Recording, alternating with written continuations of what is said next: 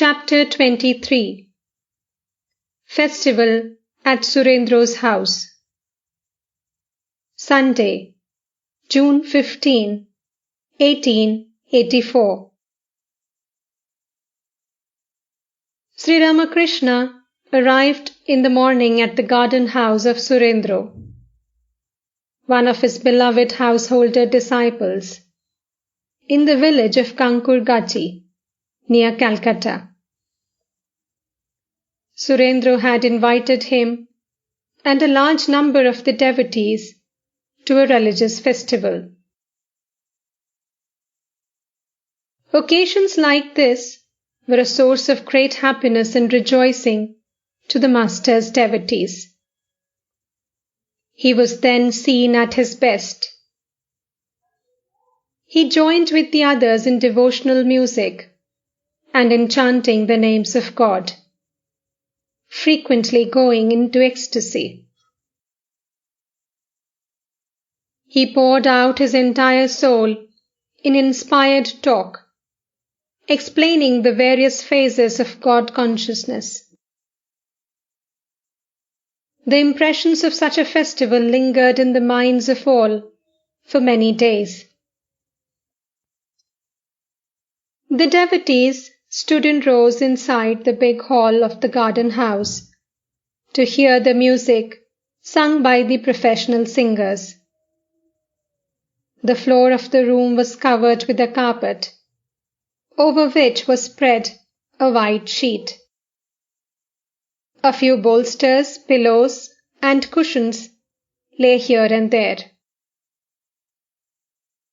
The musicians were singing of the episodes in the life of Sri Krishna, especially associated with his divine love for the gopis of Vrindavan. This was a theme which always appealed to the Master and would throw him into ecstatic moods. Krishna, God incarnate, lived the years of his boyhood in Vrindavan as a cowherd.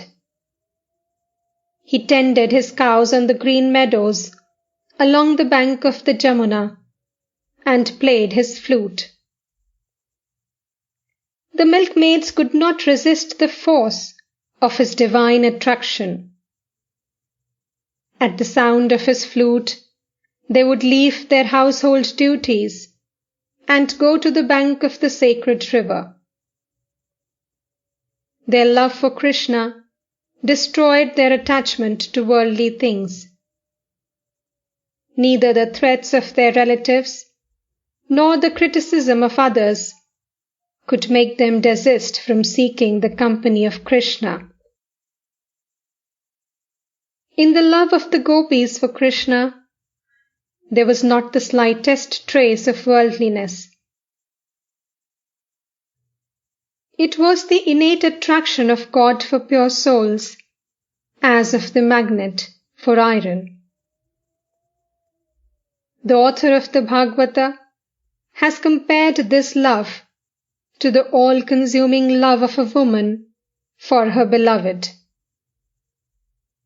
Before the onrush of that love, all barriers between man and God are swept away. The devotee surrenders himself completely to his divine beloved and in the end becomes one with him. Radha was the foremost of the gopis and Krishna's chief playmate. She felt an indescribable longing for union with him. A moment's separation from Krishna would rend her heart and soul. During many a moonlit night, Krishna would dance with Radha and the gopis in the sacred groves of Vrindavan. And on such occasions, the gopis would experience the highest religious ecstasy. At the age of 11, Krishna was called to be the king of Mathura. He left the gopis, promising them however, his divine vision whenever they concentrated on him in their hearts. For centuries and centuries, the lovers of God in India have been worshipping the divine by recreating in themselves the yearning of the gopis for Krishna.